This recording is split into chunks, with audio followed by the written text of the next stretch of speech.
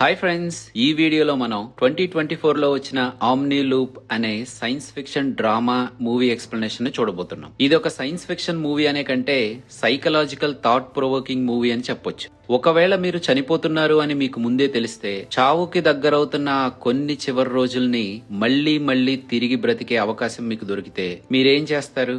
ఆ చివరి రోజుల్ని మీరు ఎలా గడపాలనుకుంటారు? ఈ మూవీలో ఉండే ప్రొటాగనిస్ట్ అయిన జోయా అనే అమ్మాయికి కూడా ఇలాంటి పరిస్థితి ఎదురవుతుంది. ఆ పరిస్థితి నుంచి బయటపడడానికి తను ఏం చేసింది, సక్సీడ్ అయ్యిందా లేదా, చివరికి ఏం జరిగింది అనేదే మూవీ కాన్సెప్ట్. ఈ మూవీ మీకు ఇంట్రెస్టింగ్ గా అనిపిస్తే, సైఫై జోన్రాలో ఇంట్రెస్టింగ్ గా ఉంటూ ఇలాంటి అండర్ రేటెడ్ మూవీ లిస్ట్ మీ దగ్గర ఏమైనా ఉంటే మీ రికమెండేషన్స్ ని కింద కామెంట్స్ లో మెన్షన్ చేయండి. మన ఛానల్లో వాటిని ఎక్స్ప్లెయిన్ చేయడానికి ట్రై చేస్తాను. ఫిలసాఫికల్ పాయింట్ ఆఫ్ వ్యూలో అసలు ఈ మూవీ ఏం కన్వే చేస్తుంది, అలాగే ఈ మూవీకి సంబంధించిన కొన్ని క్రేజీ థీరీస్ ని కూడా డీటెయిల్డ్ గా వీడియో చివరిలో ఎక్స్ప్లెయిన్ చేస్తాను. So stick around. Gulf park లో ఒంటరిగా నుంచున్న జోయా లోవ్ అనే ఒక టీనేజర్ అయిన అమ్మాయికి కొన్ని పిల్స్ ఉన్న ఒక డబ్బా దొరికినట్టుగా చూపించడంతో మూవీ మొదలవుతుంది. అదేంటా అనే అమ్మాయి తీసుకుని చూస్తే దానిపైన తన పేరుంటుంది. ఆ డబ్బాని తను తీసుకున్న తర్వాత, నువ్వు చాలా సాధిస్తావు జోయాలో, ఈ ప్రపంచాన్నే మారుస్తావు అని ఒక వాయిస్ తనకి వినపడుతుంది. కానీ చుట్టూ చూస్తే ఎవ్వరూ ఉండరు. కట్ చేస్తే 55 ఏళ్లున్న జోయాలో హాస్పిటల్ బెడ్ మీద ఉంటుంది. తన ఫ్యామిలీ మెంబర్స్ అయిన హస్బెండ్ కి, డాటర్ కి డాక్టర్ తనకున్న కండిషన్ గురించి ఎక్స్ప్లెయిన్ చేస్తాడు. తనకున్న కండిషన్ కి వాళ్ళ దగ్గర ఎలాంటి ట్రీట్మెంట్ లేదని, తనకున్న కండిషన్ అలాగే కంటిన్యూ అయితే తను కేవలం ఒక వారం రోజులు మాత్రమే బ్రతికే అవకాశం ఉంటుందని, ఇలాంటి టైంలో తన హాస్పిటల్లో ఉండే కంటే తన ఫ్యామిలీతో క్వాలిటీ టైం ని స్పెండ్ చేయడమే మేము రికమెండ్ చేస్తాం అని డాక్టర్ తనని డిశ్చార్జ్ చేస్తాడు. ఇంతకీ తనకున్న కండిషన్ ఏంటంటే, తన బాడీలో ఊపిరితిత్తుల మధ్య శనక్కాయ అంతుండే ఒక బ్లాక్ హోల్ ఫామ్ అయింది.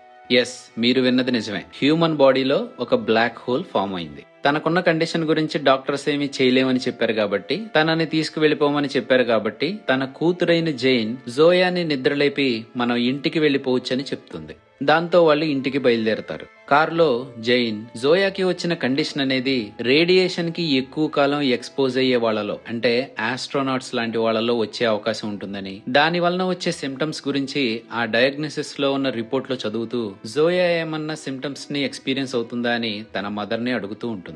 జోయా మాత్రం అదేమీ పట్టనట్టుగా ఏదో పరధ్యానంలో ఉంటుంది. జోయాని డిస్ట్రాక్ట్ చేయడానికి తన హస్బెండ్ అయిన డొనాల్డ్ తనొక కొత్త మ్యూజిక్ ఆల్బమ్ ని కొన్నానని చూపిస్తాడు. ఇంటికి వెళ్లిన తర్వాత ఆ రోజు రాత్రి తను యుక్త వయసులో ఉన్నప్పుడు కొంతమందితో దిగిన ఫోటోని చూస్తూ ఉంటుంది. అలాగే తన హస్బెండ్ తో రేపొద్దున తను ఆ పబ్లిషర్స్ దగ్గరికి వెళ్లాలనుకోవట్లేదని చెప్తుంది. జోయా తన హస్బెండ్ అయిన డొనాల్డ్ తో కలిసి ఫిజిక్స్ కి సంబంధించిన బుక్స్ ని రాస్తూ ఉంటుంది. తను రీసెంట్ గా రాసిన బుక్ ని పబ్లిష్ చేయడానికి కావాల్సిన డిస్కషన్ కోసం ఆ పబ్లిషర్స్ ని కలుస్తారు.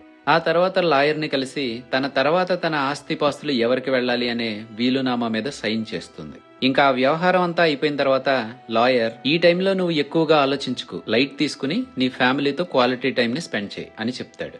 ఆ తర్వాత తను తన ఫ్యామిలీతో కలిసి బీచ్ కి వెళ్లడం, మసాజ్ కి వెళ్లడం, తన మదర్ అయిన శాండ్రా ఉన్న నర్సింగ్ హోమ్ కి వెళ్లి తన మదర్ తో కాసేపుని టైం స్పెండ్ చేయడం చేస్తుంది. తన మదర్ పక్కన కూర్చున్న జోయా తనేమి చెప్పినా దానినేమీ పట్టించుకోకుండా శాండ్రా మాత్రం టీవీని చూస్తూ ఉంటుంది. ఇంకా కాసేపు అయిన తర్వాత జోయా ఆ పక్కనే ఉన్న ఒక ఆరెంజ్ ని తీసుకుని బయట పార్క్ లో ఉన్న బెంచ్ పై కూర్చుని దానిని ఒలుచుకుంటూ ఉంటుంది. అదే టైంలో తన దగ్గరికి ఒక ముసలాం వచ్చి, నీ పక్కన నేను కూర్చోవచ్చా అని అడుగుతుంది. హా, కూర్చోవచ్చు, కాకపోతే కొంచెం జాగ్రత్తగా పైకి చూసుకో అని జోయా చెప్తుంది. ఎందుకలా అన్నావు అని ఆ ముసలాం అనేలోపే పుచ్చుకుమని పైనుంచి ఒక పిట్ట రెట్టబడింది. దాంతో ఆశ్చర్యపోయిన ఆ ముసలామి, నీకెలా తెలుసు అని జోయాని అడుగుతుంది. నీకో నిజం చెప్పమంటావా, ఇదంతా ముందే జరిగింది, చాలా సార్లు జరిగింది. రేపు రాత్రి నేను ఒక పిల్ ని తీసుకుంటాను. ఆ తర్వాత వారం రోజుల క్రితం హాస్పిటల్లో నిద్రలేస్తాను. ఈ వారం నేను చాలా సార్లు బ్రతికాను, చాలా సార్లు. ఎన్నిసార్లు అంటే ఈ వారంలో ఉండే ప్రతి రోజులో ప్రతి క్షణం ఏం జరగబోతుందో నాకు ముందే తెలుసు. నువ్వు కూర్చునే టైంలో ఈ బెంచ్ పైన పిట్ట రెట్టపడడం, అక్కడొకడు నుంచుని బాచి అని ఫ్రూట్స్ గురించి అరవడం, ఇదంతా ఈ వారంలో యాజ్ ఇట్ ఈజ్ గా ఇలాగే జరుగుతూ ఉంటుంది అని జోయా చెప్తుంది. అంటే మన ఇద్దరి మధ్య ఈ కాన్వర్సేషన్ ముందే జరిగిందా అని ఆ ముసలామె ఆశ్చర్యపోతూ అడుగుతుంది. జరుగుతుంది, జరగదు. ఎందుకంటే రేపు నైట్ నా బర్త్డే సెలబ్రేషన్స్ జరిగేటప్పుడు నా ముక్కులో నుంచి రక్తం వస్తుంది. ఆ తర్వాత నేను బాత్రూమ్ లోకి వెళ్లి డోర్ లాక్ చేసుకుని ఒక పిల్ ని తీసుకుంటాను. కట్ చేస్తే వారం రోజుల క్రితం హాస్పిటల్లో నిద్రలేగుస్తాను.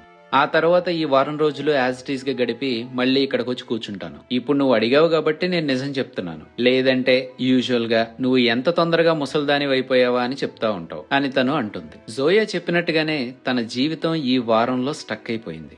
తను మొదటిసారిగా హాస్పిటల్లో నుంచి బయటికి వచ్చిన వారం తర్వాత తన ముక్కులోంచి బ్లడ్ వచ్చిన తర్వాత తను చనిపోతుంది కాబట్టి అలా జరగకుండా ఉండేలా తనకి చిన్నప్పుడు దొరికిన ఆ డబ్బాలోని ఒక పిల్ని తీసుకుని వారం రోజులు బ్యాక్ వెళ్లి హాస్పిటల్లో నిద్రలేస్తుంది. హాస్పిటల్లో నుంచి బయటికి వచ్చిన తర్వాత ఆ వారం రోజులు యాజ్ ఇట్ ఈస్ గా గడిపి మళ్లీ తన బర్త్డే సెలబ్రేషన్స్ జరుగుతున్న రోజు నైట్ తన ముక్కులోంచి బ్లడ్ రావడంతో మళ్లీ పిల్ని తీసుకుని మళ్లీ వెనక్కి వెళ్తుంది. ఇలా ఎన్నిసార్లు జరిగిందో తనకే గుర్తుండదు. నిజానికి తన బర్త్డే కొన్ని వారాల తర్వాత ఉన్నప్పటికీ డాక్టర్ ఒక వారం రోజుల్లో తను చనిపోతుందని చెప్పాడు కాబట్టి తన ఫ్యామిలీ మెంబర్స్ ఆ తర్వాత రోజు రాత్రి తనకి సర్ప్రైజ్ ఇస్తారు. వాళ్ళ పాయింట్ ఆఫ్ వ్యూలో అది సర్ప్రైజ్ అయినప్పటికీ జోయా దీనిని ఎన్నో సార్లు ఎక్స్పీరియన్స్ అయి ఉంటుంది. అయినా సరే వాళ్ళని డిసప్పాయింట్ చేయకూడదని సర్ప్రైజ్ అన్నట్టుగానే బిహేవ్ చేస్తుంది. తనకి వాళ్ళు ఇవ్వాలనుకుంటున్న గిఫ్ట్స్ ఉన్నాయని, కానీ ముందుగా క్యాండిల్ ని ఓదమని చెప్తారు. జోయా అలాగే చేస్తుంది. తన సన్నిన్లా అంటే జైన్ కి కాబోయే హస్బెండ్ ఏం కోరుకున్నావు అని అడుగుతాడు. మనం ఎప్పుడు ఇలాగే కాకుండా ఏమన్నా కొంచెం డిఫరెంట్ గా చేస్తే బాగుంటుంది అని కోరుకున్నానని జోయా అంటుంది. తర్వాత తన నోస్ బ్లీడ్ అవడంతో బాత్రూమ్ లోకి వెళ్లి డోర్ లాక్ చేసుకుని ఆ పిల్ ని తీసుకుంటుంది. ఆ పిల్ ని తను తీసుకున్న వెంటనే అక్కడి నుంచి డిసప్పియర్ అయిపోతుంది.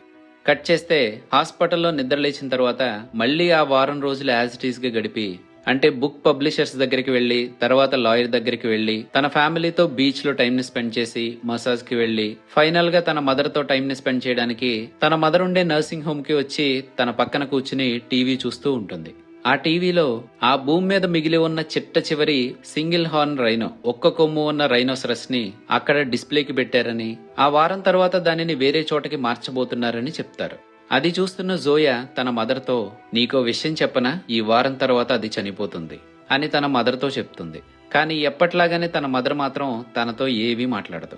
దాంతో అప్పటికే చేసిందే చేస్తూ బాగా విసిగిపోయిన జోయా మళ్లీ ఆరెంజ్ ని తీసుకుని బయట ఉన్న పార్క్ లో బెంచ్ పై కూర్చుని దానిని ఒలుచుకుంటూ ఉంటుంది. మళ్లీ ఎప్పట్లాగానే ఆ ముసలాం వచ్చి తనతో మాట్లాడడం మొదలు పెడుతుంది. అప్పటికే కొన్ని వందల వేల సార్లు చేసిందే చేస్తూ ఆ బెంచ్ పై కూర్చుని ఆ ముసలామి చెప్పే సోది వింటూ విసిగిపోయిన జోయా నా వల్ల కాదిది అని అక్కడి నుంచి విసుగ్గా లేచి వెళ్లిపోతుంది. జోయా ఆ 1 వీక్ ని బ్రతకడం మొదలు పెట్టిన తర్వాత ఆ 1 వీక్ రొటీన్ ని బ్రేక్ చేస్తూ తను మొట్టమొదటిసారిగా డిఫరెంట్ గా చేసిన పని ఇదే. తను బయటికి వెళ్లిపోతూ ఉన్నప్పుడు చూసుకోకుండా పౌలా అనే ఒక అమ్మాయికి డాష్ ఇస్తుంది. ఆ అమ్మాయి క్యారీ చేస్తున్న కొన్ని బుక్స్ కింద పడిపోతాయి. ఆ బుక్స్ ని తీస్తూ తన వైపు చూసి ఆశ్చర్యపోయిన జోయా, నిన్నిప్పటి వరకు నేను ఇక్కడ చూడలేదు, ఎవరు నువ్వు అని అడుగుతుంది. తన పేరు పౌలా అని, తన గ్రాండ్ మదర్ ఇక్కడ ఉండడంతో తనని విజిట్ చేయడానికి వచ్చానని చెప్తుంది. పౌలా క్యారీ చేస్తున్న ఒక బుక్ ని చూసి జోయా, ఈ బుక్ నీకెక్కడ దొరికింది అని అడుగుతుంది. నిజానికి ఆ బుక్ ని రాసింది జోయానే. ఈ నర్సింగ్ హోమ్ లో ఉన్న లైబ్రరీలో కొన్ని నెలల క్రితం తీసుకున్నాను అని పౌలా చెప్తూ జోయాని ఆ లైబ్రరీకి తీసుకువెళ్తుంది. ఆ లైబ్రరీలో ఉన్న కొన్ని బుక్స్ తనకి సంబంధించినవే అని జోయా గమనిస్తుంది. ఈ బుక్కే ఎందుకు తీసుకున్నావు అని తను పౌలాని అడుగుతుంది. నేను ఇక్కడే ఉన్న ఒక కమ్యూనిటీ కాలేజ్ ల్యాబ్ లో వర్క్ చేస్తున్నాను. టైం ని స్టడీ చేసే రీసెర్చ్ మీద పనిచేస్తున్నాను. దానికి ఉపయోగపడుతుందని ఈ బుక్ ని తీసుకున్నాను అని పౌలా చెప్తుంది. అది విన్న జోయాకి తన మైండ్ లో కొన్ని ఆలోచనలు రన్ అవుతాయి. ఇంటికి వెళ్లిన తర్వాత తన హస్బెండ్ తో మాట్లాడుతూ, నాకున్న ఈ ప్రాబ్లం కి ఎక్కడైనా సొల్యూషన్ ఉండే అవకాశం ఉంటుందంటావా అని అడుగుతుంది. డాక్టర్ చెప్పాడు కదా, నువ్వు ఈ టైంలో ఇలాంటి ఆలోచనలు పెట్టుకోకు అని డొనాల్డ్ చెప్తాడు. డాక్టర్ ఒకవేళ రాంగ్ అయి ఉంటే, నేను చావకుండా బ్రతికి ఉండే అవకాశం ఎక్కడైనా ఉంది అంటే దాని గురించి తెలుసుకోవాల్సిన అవసరం ఉంది కదా అని జోయా అంటుంది. అంటే ఏంటి, నువ్వు ఎప్పుడో మానేసిన ఆ రీసెర్చ్ ని మళ్ళీ ఇప్పుడు ల్యాబ్ లో కూర్చుని చేస్తానంటావా అని డొనాల్డ్ అంటాడు. ఇదే వారం ఒకేలా గడిపే బదులు ఏదో ఒకటి చేయాలి కదా అని తను అంటుంది. జోయాకి లూప్ రిపీట్ అవుతున్నట్టు తనకి తప్ప తన ఫ్యామిలీ మెంబర్స్ గానీ ఎవ్వరికీ తెలీదు. జోయా 1 వీక్ లో చనిపోతుందని తన ఫ్యామిలీ మెంబర్స్ కూడా తనతో చెప్పరు. జోయా ఆ పిల్స్ ని తన చివరి దశలో ఉన్న ఈ వారంలోనే కాకుండా తన జీవితంలో చాలా సార్లు వాడింది. ముఖ్యంగా తను కాలేజ్ డేస్ లో ఉన్నప్పుడు. అలాగే ఆ పిల్స్ ఎలా వర్క్ చేస్తాయో తెలుసుకోవడానికి కూడా తను కాలేజీలో కొంత రీసెర్చ్ ని కూడా చేసింది. కానీ ఆ రీసెర్చ్ ముందుకు వెళ్లకపోవడంతో దానిని పక్కన పెట్టి తను ప్రేమించిన తన క్లాస్మేట్ అయిన ఈ డొనాల్డ్ తో కలిసి ఫ్యామిలీని స్టార్ట్ చేస్తుంది. అప్పట్లో ఆ పిల్స్ ఎలా పనిచేస్తాయో తెలుసుకోవాలనే క్యూరియాసిటీ మాత్రమే. ఇప్పుడు ఆ పిల్స్ ఎలా పనిచేస్తాయో తెలుసుకుంటే తను బ్రతికే అవకాశం ఉంటుంది. కాబట్టి వాటిని డీకోడ్ చేయాలంటే తను ల్యాబ్ కి వెళ్లాల్సిందే. తనేదో ఆలోచిస్తూ బెంగ పెట్టుకుంటుందని డొనాల్డ్ ఎర్లీగా తన బర్త్డే సెలబ్రేషన్స్ తో తనకి సర్ప్రైజ్ ఇవ్వబోతున్నావని చెప్తాడు. మళ్ళీ వాళ్ళందరూ హాల్లో గ్యాదర్ అయి తనని కేక్ కట్ చేయమని అడుగుతారు. కేక్ కట్ చేయడానికి కూర్చున్నప్పుడు వాళ్ళ ఫ్యామిలీ మెంబర్స్ తనతో చెప్పిందే చెప్తూ ఉంటారు. అదే టైంలో తన నోస్ బ్లీడ్ అవడంతో అక్కడి నుంచి లేచి వెళ్లిపోయి పౌలాకి కాల్ చేసి, మనిద్దరం నిన్న కలిసాం కదా, నేను లేచిన తర్వాత నిన్ను వెతుక్కుంటూ వస్తాను. మనిద్దరం కలిసి చాలా ఇన్క్రెడిబుల్ థింగ్స్ ని సాధించబోతున్నాం. ఈ ప్రపంచాన్నే మార్చబోతున్నాం. రెడీగా ఉండు అని పౌలాతో చెప్పి ఆ పిల్ని తీసుకుంటుంది. వెంటనే తన అక్కడి నుంచి డిసప్పీర్ అయిపోయి మళ్లీ వారం క్రితం హాస్పిటల్లో నిద్రలేస్తుంది. తనని నిద్రలేపిన తన కూతురితో, నన్ను డిశ్చార్జ్ చేస్తానని చెప్పారు కదా, వెళ్లి పేపర్ వర్క్ ని ఫిల్ చేయండి, మనం వెళ్ళిపోదాం అని వాళ్ళని పంపించేసి తను అక్కడి నుంచి ఎస్కేప్ అవడానికి ట్రై చేస్తూ హాస్పిటల్లో నుంచి బయటికి వచ్చి ఒక క్యాబ్ లోకి ఎక్కి తన ఇంటికి వెళ్తుంది. కానీ ఆ క్యాబ్ కి పే చేయడానికి కావాల్సిన మనీ తన దగ్గర ఉండవు. సో డ్రైవర్ ని అక్కడే ఉండమని తను లోపలికి వెళ్లి ఆ పిల్స్ తో పాటు తనకు కావాల్సినవన్నీ తీసుకుని బయటికి వస్తుంది. కానీ అప్పటికే బాగా లేట్ అయిపోవడంతో ఆ క్యాబ్ డ్రైవర్ వెళ్ళిపోతాడు. దాంతో నడుచుకుంటూ మెట్రో దగ్గరికి వెళ్లి ట్రైన్ ఎక్కి పౌలా ఇంటికి వెళ్తుంది. డోర్ ఓపెన్ చేసిన పౌలా తన వైపు వింతగా చూస్తూ, ఎవరు నువ్వు అని అడుగుతుంది. ఎందుకంటే రీసెట్ అయిన తర్వాత జరుగుతున్న ఈ టైం లైన్ లో పౌలా తన పాయింట్ ఆఫ్ వ్యూలో జోయాని ఫస్ట్ టైం కలుస్తుంది కాబట్టి. జోయా లోపలికి వచ్చి కూర్చుని, నీ పేరు పౌలా, నువ్వు ఒక కాలేజీలో స్టూడెంట్ కింద చదువుతున్నావు, ఒక ల్యాబ్ లో పనిచేస్తున్నావు. 4 రోజుల తర్వాత ఈ నర్సింగ్ హోమ్ కి వెళ్తావు, అక్కడ నన్ను కలుస్తావు. నువ్వు కలిసిన తర్వాత రోజు నేను చనిపోతాను. నా బాడీలో బ్లాక్ హోల్ ఉంది. ఇదిగో ఈ డబ్బాలో ఉన్న పిల్ని తీసుకుంటే నేను ఒక 1 వీక్ బ్యాక్ కి టైం ట్రావెల్ చేస్తాను. ఈ పిల్ని స్టడీ చేయడానికి నాకు నీ హెల్ప్ కావాలి అని కంగారు పడుతూ చెప్తుంది. ఇదంతా విన్న పౌలాకి జోయా ఒక సైకోలా కనపడుతుంది. దాంతో జోయా పౌలాని కన్విన్స్ చేయడానికి ఈ వారంలో జరగబోయేదంతా తనకి తెలుస్తుందని చెప్తుంది. పౌలా జోయాని టెస్ట్ చేయడానికి తన ఫింగర్స్ ని వెనకాల పెట్టుకుని తను ఏ నెంబర్ పెట్టిందో చెప్పమంటుంది. కానీ ఈ కాన్వర్సేషన్ వాళ్ళిద్దరి మధ్య మొదటిసారి జరుగుతుంది కాబట్టి పౌలా ఏ ఫింగర్ ని పెట్టిందో తనకు తెలియదు కాబట్టి జోయా ఆ వీక్ ని మళ్లీ గడిపి తర్వాత దానిని రీసెట్ చేసి హాస్పిటల్లో నిద్రలేచిన తర్వాత ఈసారి తన కూతురైన జైన్ పర్సులో ఉండే మనీ తీసుకుని క్యాబ్ కి ముందుగానే పే చేస్తుంది. తర్వాత మళ్లీ ఇంటికి వెళ్లి తనకు కావాల్సినవి తీసుకుని పౌలా దగ్గరికి చేరుకుంటుంది. ఈసారి తను పౌలాని కన్విన్స్ చేయగలుగుతుంది. కానీ పౌలా తన వెనకాల పెట్టుకున్న నెంబర్స్ ని చెప్పడమే కాకుండా తన దగ్గరున్న క్యాట్ ఏ టైంలో మియావ్ అంటుందో కూడా చెప్తుంది. అంటే పౌలాని కన్విన్స్ చేయడానికి తను ఇప్పటికే ఆ లూప్ ని చాలా సార్లు రీసెట్ చేసిందనమాట. దాంతో జోయా చెప్పేది నిజమే అని నమ్మిన పౌలా తనని ల్యాబ్ కి తీసుకువెళ్తుంది. దారిలో జోయాతో మాట్లాడుతున్న పౌలా, నువ్వు ఈ పిల్స్ గురించి తెలుసుకోవడానికి ఇంతకు ముందు ప్రయత్నించలేదా అని అడుగుతుంది. నేను కాలేజీలో ఉన్నప్పుడు రీసెర్చ్ చేశాను, కానీ అది ముందుకు వెళ్లలేదు. ఆ తర్వాత పెళ్లైపోయింది, పిల్ల పుట్టింది, జీవితం ముందుకు వెళ్ళింది. కానీ నేను ఇప్పుడు ఒక వారంలోనే స్టక్ అయిపోయాను కాబట్టి దీని నుంచి బయటికి రావడానికి ఈ పిల్స్ గురించి తెలుసుకోవడానికి మళ్లీ ట్రై చేయాలి. అలా చేయాలంటే నాకు నీ హెల్ప్ కావాలి అని జోయా చెప్తుంది. అవును, ఒక పిల్ని తీసుకుంటే వారం వెనక్కి వెళ్తున్నావు కదా, 2 తీసుకుని ఎప్పుడన్నా ట్రై చేసావా, ఇంకా ముందుకు వెళ్తావేమో కదా అని పౌలా అంటుంది. చేశాను. ఒక పిల్ని తీసుకున్న తర్వాత అది నా బాడీలో నుంచి బయటికి వెళ్లే లోపు 2వ పిల్ని తీసుకుంటే అది పనిచేయదు అని జోయా చెప్తుంది. ఇప్పుడు ఆ పిల్ని బ్రేక్ డౌన్ చేసి అది ఎలా పనిచేస్తుందో తెలుసుకుని దానిని రిప్లికేట్ చేసి దాంతో ఒక వారం రోజులో 5 రోజులో కాకుండా కొన్ని సంవత్సరాలు వెనక్కి వెళ్లి కాలేజ్ డేస్ నుంచే తన జీవితాన్ని తనకు నచ్చినట్టుగా గడపాలనుకుంటుందని తనతో చెప్తుంది. తర్వాత వాళ్ళిద్దరూ కలిసి ల్యాబ్ కి అయితే వెళ్తారు గానీ ఆ ల్యాబ్ పెద్ద గొప్పగా ఏమి ఉండదు. అంటే జోయా తన కాలేజ్ డేస్ లో రీసెర్చ్ చేసేటప్పుడు ఏ ల్యాబ్ లో పనిచేసిందో ఇప్పుడున్న ఈ ల్యాబ్ కూడా ఇంచుమించు అలానే ఉంటుంది. అంతకంటే మోడర్న్ ఎక్విప్మెంట్ ఏమి ఉండదు. ల్యాబ్ లో జోయా ఆ పిల్స్ ఎలా వర్క్ చేస్తాయో పౌలాకి చెప్తుంది. ఆ పిల్స్ ఎప్పుడూ కాన్స్టెంట్ లింబో స్టేట్ లో ఉంటాయని, అంటే అవి అయిపోకుండా ఎప్పుడూ కాన్స్టెంట్ గా రీజనరేట్ అవుతూ ఉంటాయని జోయా అంటుంది. అయితే ఆ రీజనరేషన్ ఎలా పనిచేస్తుందో చూద్దాం అని పౌలా అంటే, లేదు, ఆ రీజనరేషన్ కి జరిగే ఈవెంట్స్ అన్ని సబాటామిక్ లెవెల్లో జరుగుతాయి కాబట్టి మైక్రోస్కోప్ తో చూసినా అవి మనకి కనపడవు. సో దీనిని బ్రేక్ డౌన్ చేయడమే మనకున్న ఆప్షన్. దీని గురించే నా కాలేజ్ డేస్ లో నేను రీసెర్చ్ చేశాను అని జోయా చెప్తుంది. అయితే నీ రీసెర్చ్ కి సంబంధించిన పేపర్స్ నీ దగ్గర ఉన్నాయా అని పౌలా అడిగితే లేవంటుంది జోయా. నువ్వు చేసింది ముందుకెళ్లలేదు, దానికి సంబంధించిన రీసెర్చ్ పేపర్స్ కూడా నీ దగ్గర లేవు. సో నువ్వు చెప్పే పద్ధతిలో ట్రై చేస్తే ఇది ఎప్పటికీ అవదు. అవి సబ్అటామిక్ లెవెల్లో జరుగుతున్నప్పటికీ జరుగుతున్నాయి కాబట్టి వాటిని మనం తెలుసుకునే అవకాశం ఉంటుంది. దానికి మనకి హెల్ప్ చేసేవాళ్ళు కావాలి అని పౌలా చెప్పిన తర్వాత తనకేదో గుర్తొచ్చి ఆ ల్యాబ్ లో నుంచి తను బయటికి వెళ్తూ జోయాని అక్కడే ఉండమంటుంది. పౌలా బయటికి వెళ్లిన తర్వాత జోయాకి డొనాల్డ్ నుంచి కాల్ వస్తుంది. పౌలాని నమ్మించి ఈ ల్యాబ్ వరకు రావడానికే తను చాలా లూప్స్ ని రీసెట్ చేసి ఉండడంతో తను తన ఫ్యామిలీని ఇగ్నోర్ చేస్తూ దూరం అయిపోతున్నాననే గిల్టీ ఫీలింగ్ తో తిరిగి ఇంటికి వెళ్లిపోదామని జోయా అనుకుని ఆ ల్యాబ్ లో నుంచి బయటికి వస్తుంది. సరిగ్గా అదే టైంలో తను ప్రెస్టన్ యూనివర్సిటీలో చదువుకుంటున్నప్పుడు దాంట్లో తన ప్రొఫెసర్ గా ఉన్న డర్ల్స్బర్గ్ తనకి ఎదురు పడతాడు. జోయాని చూసి ఆశ్చర్యపోయిన డర్ల్స్బర్గ్ తన అక్కడ ఏం చేస్తుందో తెలుసుకోవడానికి తనతో మాట్లాడదామని తన ఆఫీస్ కి రమ్మంటాడు. తన ఆఫీస్ వైపు వెళ్తూ ప్రిన్స్టన్ యూనివర్సిటీలో ప్రొఫెసర్ గా చేసి రిటైర్ అయిన తనని ఈ కమ్యూనిటీ కాలేజ్ లో జాబ్ తెచ్చుకోవడానికి తన స్టూడెంట్ అయిన మార్క్ తనకి హెల్ప్ చేశాడని చెప్తాడు. నిజానికి మార్క్ కాలేజ్ డేస్ లో జోయా బాయ్ ఫ్రెండ్. డర్ల్స్బర్గ్ తన ఆఫీస్ డోర్ ఓపెన్ చేయగానే లోపల పోలా తన డెస్క్ లో ఏదో వెతుకుతూ కనపడుతుంది. ఎవరు నువ్వు? నా ఆఫీస్ లో ఏం చేస్తున్నావు అని తను ఆశ్చర్యపోతూ అడుగుతాడు. పోలాని అక్కడ చూసి ఆశ్చర్యపోయిన జోయా తను నాతోనే ఉంది అనే ప్రొఫెసర్ తో చెప్తుంది. అంటే నా ఆఫీస్ లో ఏదో వెతికి దొంగతనం చేయమని నువ్వు తనని పంపించావా అని ప్రొఫెసర్ కి జోయా మీద కోపం వస్తుంది. ఇప్పుడే కాదు, కాలేజీలో ఉన్నప్పుడు కూడా నువ్వు ఇలాగే చేసేదానివి. నీకు అసలు రెస్పాన్సిబిలిటీనే లేదు, చాలా ఇంపేషెంట్. ఆ 4 years లో నేను నీకు ఇచ్చిన ప్రతి అవకాశాన్ని దుర్వినియోగం చేసుకున్నావు అని ఆ ప్రొఫెసర్ తనని తిడతాడు. బయటికి వచ్చిన జోయా అసలు నువ్వు లోపలికి ఎందుకు వెళ్ళావు? ఆ ప్రొఫెసర్ చెప్పింది నిజమే, నేను అసలు ఆ కాలేజీలోనే చదవాల్సిందాన్ని కాదు. అందరికంటే నాకు హై స్కోర్స్ ఎందుకు వచ్చాయో తెలుసా? నాకు అన్ని ఆన్సర్స్ తెలుసు.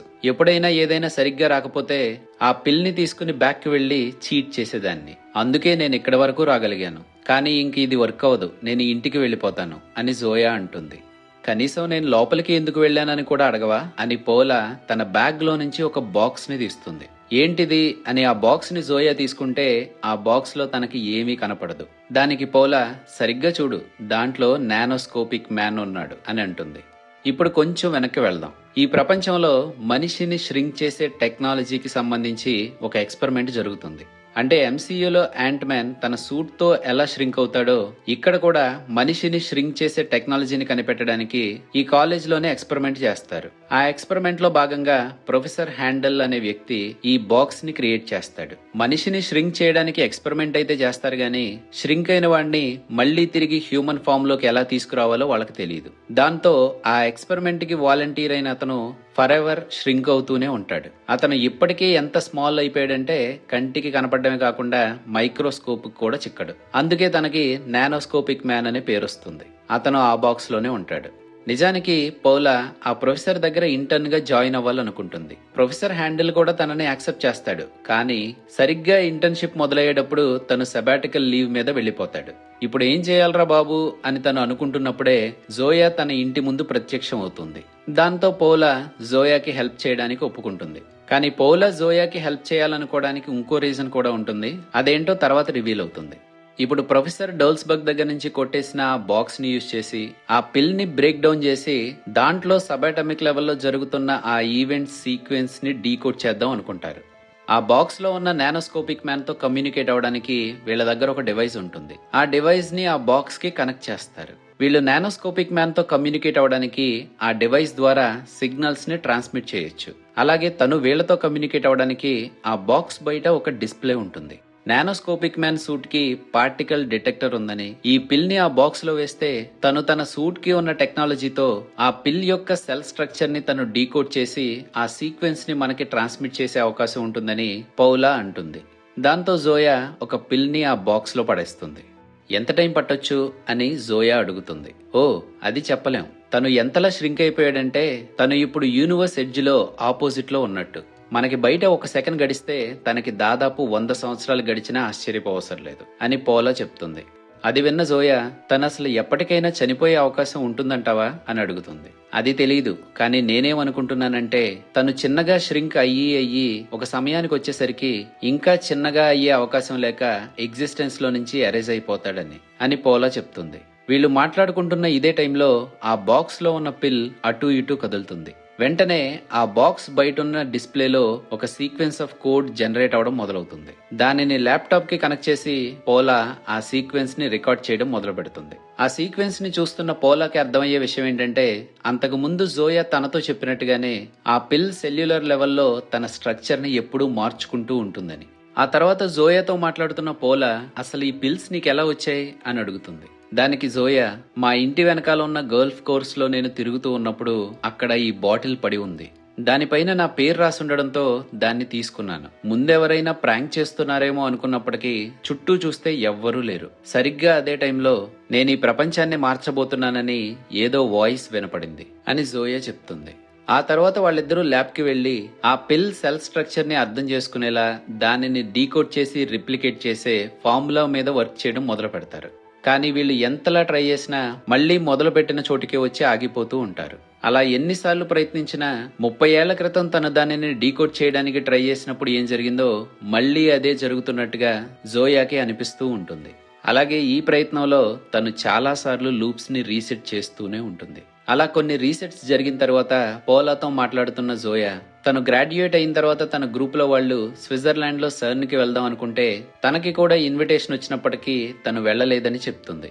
అయితే నీ రీసెర్చ్ పేపర్స్ నీ దగ్గరే ఉన్నాయా అని పోలా అడుగుతుంది. అవి తన మదర్ దగ్గర ఉండాలని జోయాకి గుర్తొస్తుంది.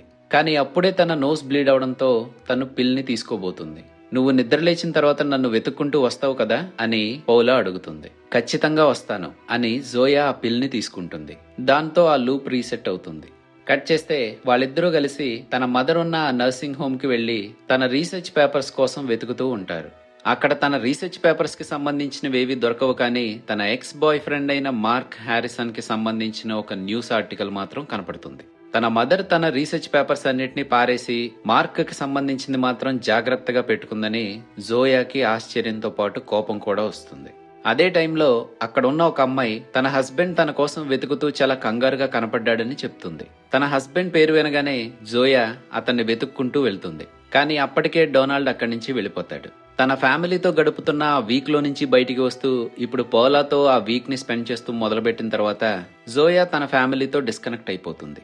ఇప్పుడు తన భర్త తన కోసం వెతుకుతున్నాడు అని వినగానే తన ఫ్యామిలీ తనకి బాగా గుర్తొస్తుంది. అదే విషయం గురించి పోలాతో తను మాట్లాడుతూ ఉంటే నువ్వు డిసప్పేర్ అయిపోయిన తర్వాత అసలు ఏం జరిగి ఉంటుందో ఎప్పుడన్నా ఆలోచించావా అని పోలా అడుగుతుంది. ఏమో, నేను మాయమైపోయిన తర్వాత ప్రపంచం కూడా రీసెట్ అయిపోతుందని అనుకుంటున్నాను అని జోయా అంటుంది. కానీ జోయాకి తెలియని విషయం ఏంటంటే పిల్ తీసుకున్నప్పుడు తను టైం లైన్ ని జంప్ అవుతూ కొత్త వాటిని క్రియేట్ చేస్తుంది. సో తను డిసప్పేర్ అయిపోయిన తర్వాత ప్రీవియస్ వన్ అలాగే కంటిన్యూ అవుతూ ఉంటుంది. తన బర్త్డే సెలబ్రేషన్ అప్పుడు ప్రతిసారి తను మాయమైపోయిన తర్వాత బాత్రూమ్ లోకి వెళ్లిన తను తిరిగి వస్తుందని తన ఫ్యామిలీ మెంబర్స్ తన కోసం ఎదురు చూస్తూనే ఉంటారు. పోలాతో కలిసి ఆ ల్యాబ్ లో కూర్చుని ఆ కాంపౌండ్ ని బ్రేక్ డౌన్ చేయడానికి వాళ్ళు ఎంతలా ట్రై చేసినా వాళ్ళు ఒక లూప్ లో స్టక్ అయిపోతారు. దాంతో జోయా ఇది అయ్యే పని కాదులే అని తన ఫ్యామిలీ దగ్గరికి వెళ్లిపోదాం అనుకుంటుంది. తనని ఆపడానికి చేసే ప్రయత్నంలో పౌలా జోయాకి తను అసలు ఎందుకు హెల్ప్ చేయాలనుకుంటుందో చెప్తుంది. ఆ పిల్ ని బ్రేక్ డౌన్ చేసి రీక్రియేట్ చేయగలిగితే వీళ్ళు టైం ట్రావెల్ ని కంట్రోల్ చేసే అవకాశం ఉంటుందని అనుకుంటారు. జోయానే కాకుండా పౌలా కూడా టైం ట్రావెల్ చేయాలని అనుకుంటుంది. కానీ జోయాలా కాకుండా పౌలా టైం ట్రావెల్ చేద్దాం అనుకోవడానికి గల కారణం వేరు. పౌలాకి 15 ఏళ్ల వయసున్నప్పుడు తన పేరెంట్స్ కి తెలియకుండా వాళ్ళ కార్ ని బయటికి తీసుకువెళ్తుంది. తను అనుకోకుండా ఒక మేకు పైన కార్ ని ఎక్కించడం, ఆ విషయం తన పేరెంట్స్ కి చెప్పకుండా తీసిన చోటే కార్ ని పెట్టేయడం చేస్తుంది. కార్ టైర్ డ్యామేజ్ అయిందని తెలియని వాళ్ళ పేరెంట్స్ బయటికి వెళ్ళినప్పుడు ఆ టైర్ ఎక్స్ప్లోడ్ అవడంతో వాళ్ళు చనిపోతారు. అప్పటి నుంచి పౌలా ఒక గిల్టీ ఫీలింగ్ లో బ్రతుకుతూ ఉంటుంది. ఇప్పుడు జోయా టైం ట్రావెల్ చేయొచ్చు అని తనకి చెప్పడంతో జోయాకి హెల్ప్ చేస్తూ దానిని ఫిగర్అవుట్ చేయగలిగితే తన పేరెంట్స్ ని రక్షించుకోగలుగుతుందేమో అన్న ఆశ పౌలాకి కలగడంతో తను జోయాతో కలిసి పని చేయడానికి ఒప్పుకుంటుంది.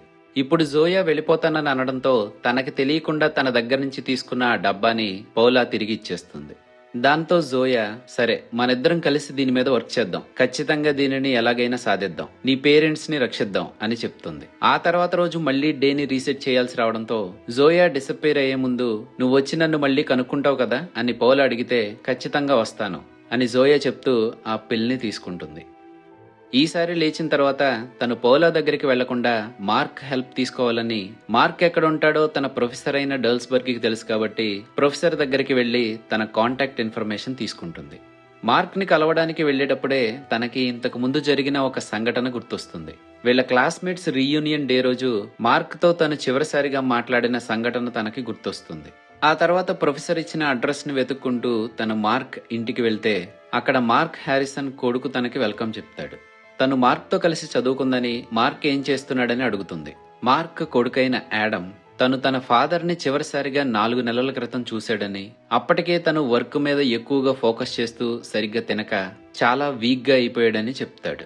ఇప్పుడు మార్క్ చనిపోయాడా లేదా అనేది క్లారిటీగా చెప్పకుండా జరిగిన దానిని యాక్సెప్ట్ చేయడానికి మెమోరియల్ సర్వీస్ ని కూడా కండక్ట్ చేస్తే బాగుంటుందని తన థెరపిస్ట్ తనతో చెప్పాడని యాడమ్ అంటాడు. ఆ తర్వాత తను జోయాని మార్క్ వర్క్ చేసుకునే రూమ్ లోకి తీసుకువెళ్తాడు. ఇక్కడే జోయా తన మదర్ దగ్గర ఉంటాయేమో అనుకున్న తన రీసెర్చ్ పేపర్స్ నిజానికి మార్క్ దగ్గర ఉన్నాయని తెలుసుకుంటుంది. మార్క్ వాటిని స్టడీ చేస్తూ తన కొడుకు నుంచే తను డిస్కనెక్ట్ అయిపోయాడని తెలుసుకుని యాడమ్ మీద జాలితో తనని ఓదారుస్తుంది. ఆ తర్వాత ఒక పార్క్ లో కూర్చుని తన రీసెర్చ్ పేపర్స్ ని తిరగేస్తూ ఉంటే ఆ పార్క్ లోనే కూర్చున్న ఒక జంటని చూసిన తర్వాత తన ఫ్యామిలీ తనకి బాగా గుర్తొస్తుంది. అప్పటి వరకు తన ఫ్యామిలీని తను ఇగ్నోర్ చేస్తూ ఉన్నప్పటికీ ఫోన్లో తన కోసం తన వాళ్ళు చేసిన వాయిస్ మెసేజెస్ ని ప్లే చేసి చాలా ఎమోషనల్ ఫీల్ అవుతుంది. సరిగ్గా అదే టైంలో తన ముక్కులో నుంచి రక్తం రావడం మొదలవుతుంది. తన ఫ్యామిలీని తను ఇప్పటి వరకు పట్టించుకోకుండా వదిలేశాను అనే ఎమోషన్ లో తను పూర్తిగా మునిగిపోవడంతో తన పరిస్థితి బాగా విషమిస్తున్నట్టుగా తనకు అనిపిస్తుంది. దాంతో తనని తాను చెక్ చేసుకుంటే తన బాడీలో బ్లాక్ హోల్ పెద్దగా అవుతూ ఉంటుంది. దాంతో చాలా కంగారు పడుతూ ఆ పిల్స్ ఉన్న డబ్బా ఎక్కడుందా అని వెతికి పట్టుకుని దాంట్లో నుంచి ఒక పిల్ ని తీసుకుంటుంది. కట్ చేస్తే హాస్పిటల్లో నిద్ర లేచిన తర్వాత అప్పటి వరకు చేస్తున్నట్టుగా తన ఫ్యామిలీ నుంచి పారిపోవడానికి ట్రై చేయకుండా పరిగెత్తుకుంటూ వెళ్లి తన కూతుర్ని తన హస్బెండ్ ని దగ్గరికి తీసుకుంటుంది. ఇక్కడి నుంచే జోయా పర్సెప్షన్ మారిపోతుంది. అప్పటి వరకు తనకున్న ఆ 1 వీక్ ని తన ఫ్యామిలీతో గడుపుతూ చనిపోతున్నాను అనే టైంలో పిల్ని తీసుకుని టైం లైన్ ని రీసెట్ చేస్తూ ఒక లూప్ లో స్టక్ అయిపోయాను అని ఫీల్ అవుతున్న జోయా తనకున్న కొన్ని రోజులైనా తన ఫ్యామిలీతో పూర్తిగా గడపాలని డిసైడ్ అవుతుంది. ఇప్పుడు ఇంటికి వెళ్లేటప్పుడు కారులో తన కూతురు అడిగిన ప్రశ్నలకి సమాధానం చెప్పడమే కాకుండా తన హస్బెండ్ కొన్న న్యూ ఆల్బమ్ సీడీని కూడా ప్లే చేయమని వింటుంది. అదే రోజు రాత్రి తన హస్బెండ్ తో మాట్లాడుతున్నప్పుడు నువ్వు ఒకవేళ నీ జీవితంలో వెనక్కి వెళ్లగలిగే అవకాశం దొరికితే ఏమన్నా చేంజ్ చేస్తావా అని అడుగుతుంది. ఒకవేళ అలా చేస్తే ఇప్పుడు నీతో గడుపుతున్న ఈ క్షణం మారిపోయే అవకాశం ఉంటుంది కదా, ఆ రిస్క్ తీసుకోలేను నేను అని డొనాల్డ్ బదులిస్తాడు. దాంతో జోయా ఆ టైం ట్రావెలింగ్ ఐడియాని పూర్తిగా పక్కన పెట్టేస్తుంది. ఈ మిగిలి ఉన్న 1 వీక్ తన ఫ్యామిలీతో హ్యాపీగా ఎంజాయ్ చేస్తుంది. అలాగే ఎప్పుడూ నర్సింగ్ హోమ్ లో స్టక్ అయిపోయిన తన మదర్ ని కూడా బయటికి తీసుకొచ్చి తను చనిపోయే టైంలోనే చనిపోవడానికి సిద్ధంగా ఉన్న ఆ 1 హార్న్ రైనోని చూపించడానికి తీసుకువెళ్తుంది. అప్పటి వరకు తనతో ఎంతలా మాట్లాడుతున్నా జోయాతో రెస్పాండ్ అవని తన మదర్ చాలా హ్యాపీగా ఫీల్ అవుతూ జోయా చేయి పట్టుకుంటుంది. ఆ తర్వాత రోజు పోలా దగ్గరికి వెళ్లి జరిగిందంతా తనకి చెప్పి ఆ పిల్స్ ఉన్న డబ్బాని పోలా చేతిలో పెడుతుంది.